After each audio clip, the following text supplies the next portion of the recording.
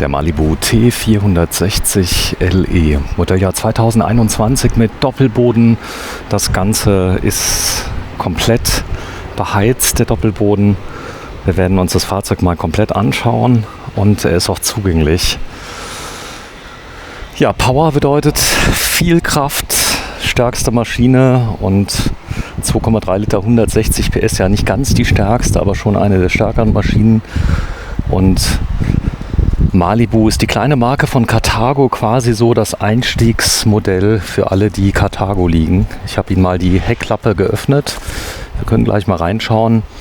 Das Doppelbodenkonzept hat natürlich einige Vorteile und ja, Thema Wiederverkauf, auch da ist Malibu wirklich top. Schauen wir uns das Ganze mal an gleich. Und das Fahrzeug in weiß, schneeweiß, also kein cremeweiß, wie man das meistens hat bei den etwas größeren Fahrzeugen, sondern komplett weiß. Ja, hier hat man großen Kofferraum, riesigen Kofferraum, der normalerweise auch geschlossen ist hier für die Besucher in Sulze-Moos, aber wir haben ihn mal geöffnet, dass wir mal reinschauen können. Mit so kleinen Details. Hier habe ich nochmal eine Serviceklappe, dass ich an die Abwassertanks nochmal rankomme, die hier drin sind. Hier sieht man auch mal, wie der Bodenaufbau gemacht ist. Da ist kein Holz drin. Also wirklich eine tolle Verarbeitung hier.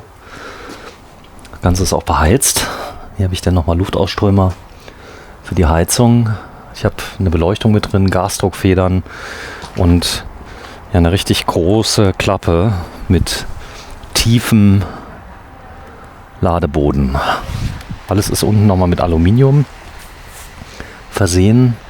Die Optik spielt ja auch ein bisschen mit. So ein Kantenschutz, der umlaufend ist. Spannung wird hier eingespeist an der Außenseite.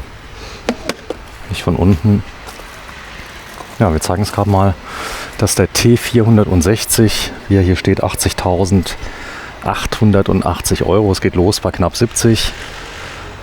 Und er hat ein 160 PS, hat auch hier ein F40 Heavy Fahrwerk mit drin, die Chassis-Variante. Also rundrum gut ausgestattet. Ja, ab 69.980 Euro, das ist schon natürlich die gehobene Klasse für viele. Denn mal eben so 80.000 Euro auf den Tisch legen, das muss man sich gut überlegen. Man muss aber auch die Unterschiede sehen, denn unter anderem der beheizte Doppelboden, das ist ein Leben wie zu Hause, denn ich habe komplett beheizten Doppelboden, der, ich sag mal, die Wärme von unten hat. Man hat quasi eine Fußbodenheizung hier mit drin, denn der ganze Unterboden ist beheizt und man sieht das hier sehr schön, der ist nämlich nochmal doppelt und hier habe ich nochmal Platz, wo ich von der Seite dann auch einladen kann. Ich habe einen zentralen Wasserablass, der auf der linken Seite ist. Den sieht man hier mit drin. Und alles an einer Stelle, dass ich nicht 10-mal suchen muss, wo ich das Ganze ablassen soll. Dann habe ich hier tolle Schlösser. Man hört das auch richtig, die zuklacken. Gegenüber, hier habe ich natürlich den Fernseher schon mit drin, 24 Zoll. Der ist jetzt gerade fixiert. Das Ganze gibt es aber auch mit größeren Fernsehern, die man drehen kann. Das ist jetzt hier ein Dummy eingebaut. Als Beispiel für die Ausstellung. So, es herbstet. Ich habe vorne das Fahrzeug mal befreit von dem meisten Laub, was drin ist. Das sind so Kleinigkeiten wie zum Beispiel hier ein ausziehbares Fach, dass ich auch gut rankomme. Die Sitzgruppe klassisch, wie man es kennt von einem Wohnmobil, wird von vielen auch geliebt und auch verlangt.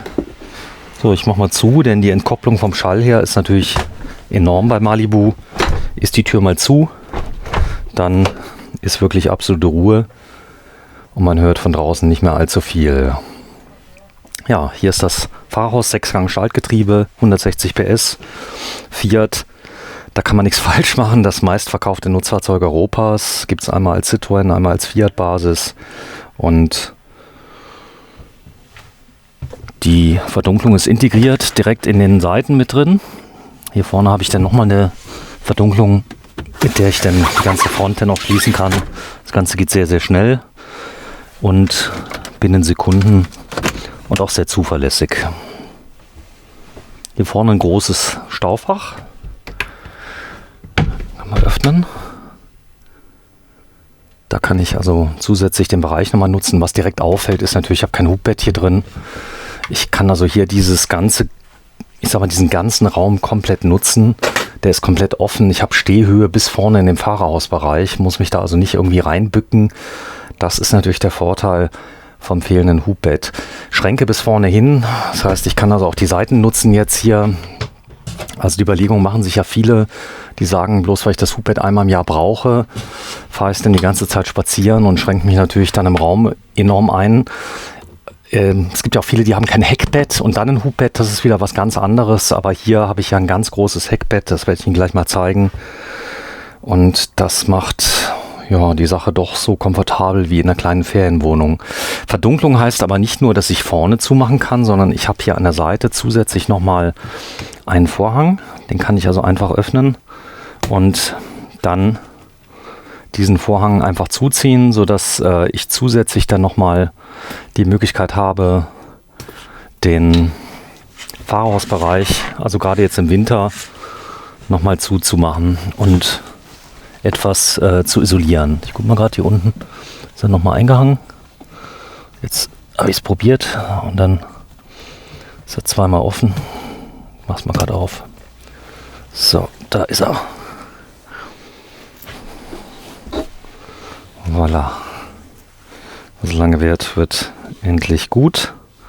Aber auch den Vorhang, das ist nicht so üblich, dass ich den entdeckt habe, denn meistens gibt es ja nur das Verdunklungssystem vorne, aber zusätzlich nochmal einen Vorhang zu haben, den ich also an beiden Seiten auch nochmal hinter die Sitze schieben kann, hat natürlich den großen Vorteil, dass ich dann hier wirklich die Möglichkeit habe, die kalte Luft, die vielleicht von vorne von der Scheibe kommt, die ja nicht isoliert ist, dann nochmal zu isolieren. Vorhang geht natürlich hinter die Sitze, wenn sie gedreht sind und stört dann auch nicht. So, Gardinen. Auch die dürfen nicht fehlen, nicht schimpfen über Gardinen, denn ich habe meine Gardinen oft im Einsatz, denn wenn die Fliegengitter davor sind, das ist nochmal was ganz anderes wie eine Gardine, die ich einfach zuziehen kann, sodass von außen keiner reinschauen kann. Ich habe hier graues, automotives Design mit drin. In Verbindung mit dem Holz wirkt das Ganze dann auch nicht so altbacken, wie das vielleicht viele noch kennen.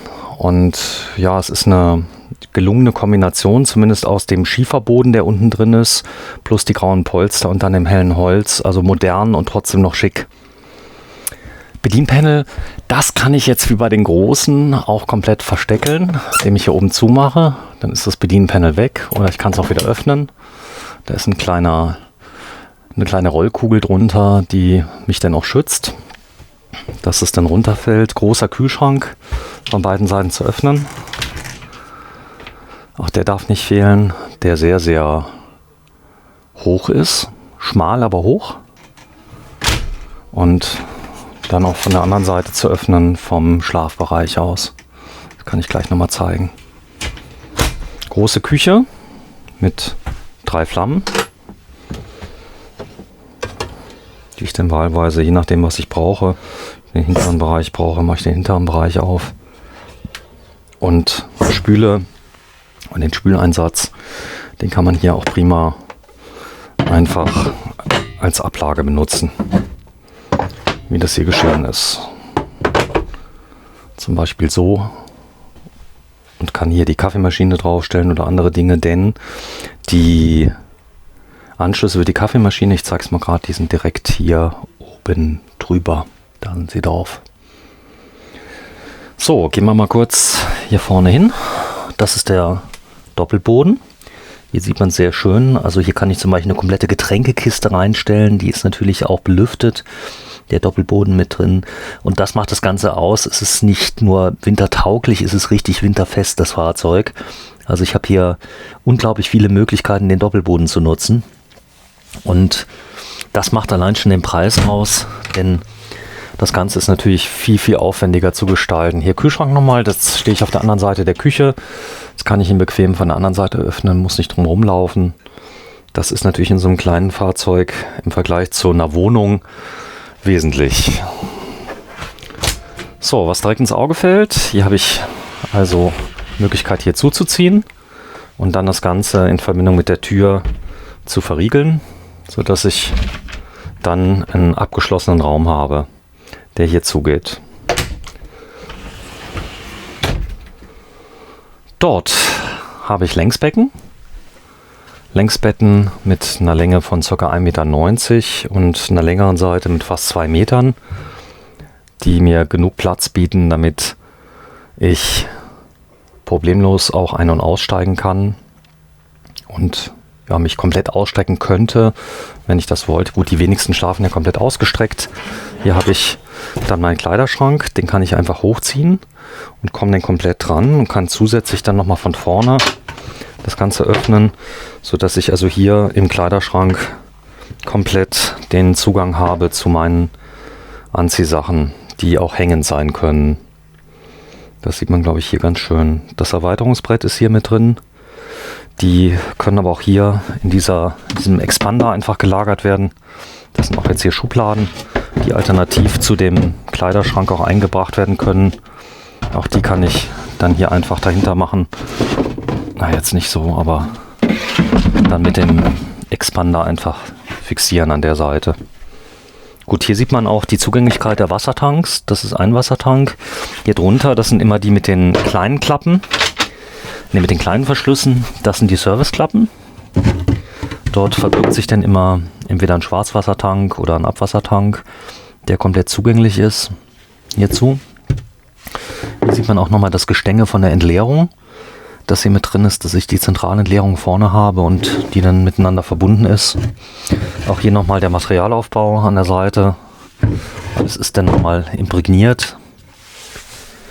Die Stufen selber haben jeweils Stauraum.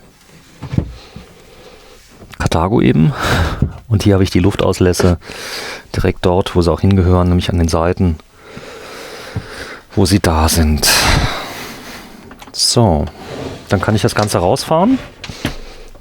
Dadurch fahre ich auch die ganze Treppe raus, kann damit die Sitzauflage nochmal enorm erweitern oder ich fahre sie komplett rein, die Treppe,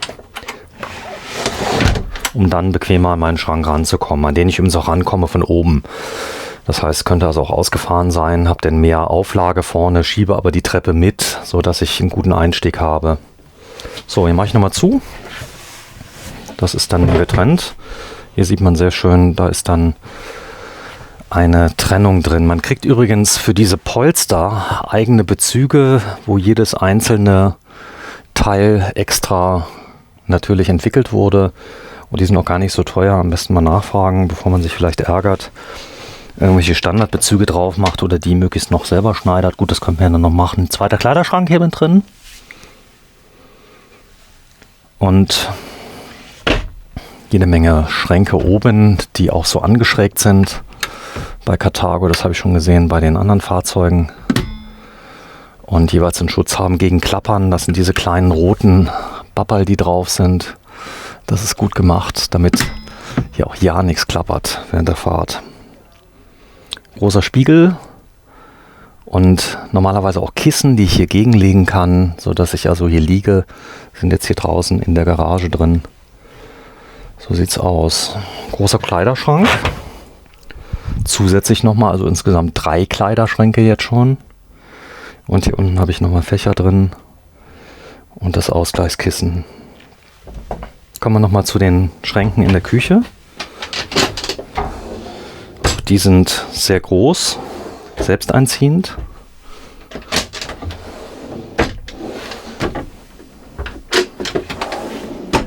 Das Müllsystem.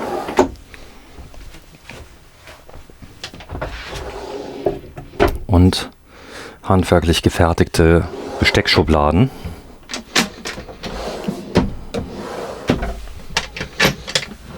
So richtige Schreinerarbeit. Möbelbau. Ja, habe ich eine Ablage. Und hier vorne habe ich dann auch ein Glas oben drauf, sodass ich das nicht so direkt verkratzen kann. Hier überall noch für Gewürze und Co. Dann noch Ablagefächer.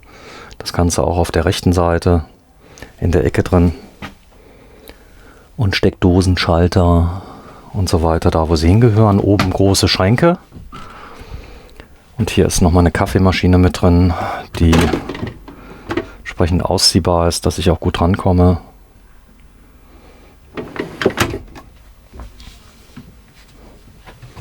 Und die Schränke gehen noch weiter. Hier komme ich also auch dran, ohne mich zu recken groß. Hier habe ich dann über dem Sitzbereich nochmal Schränke. Und hier auf der gegenüberliegenden Seite auch große Schränke. Kommen wir zum Bad. Das Bad ist groß. Und hier hat man dann nochmal diese Tür. Muss ich mal gerade mal schauen, wie das genau funktioniert. Also die wird ausgefahren. Und dann habe ich die Möglichkeit hier zu schließen. Da müsste ich aber dann nochmal einen Fachmann fragen, wie das gemeint ist. Denn gerade eben hatte ich es nicht verstanden. Da ist ein kleiner Haken mit drin.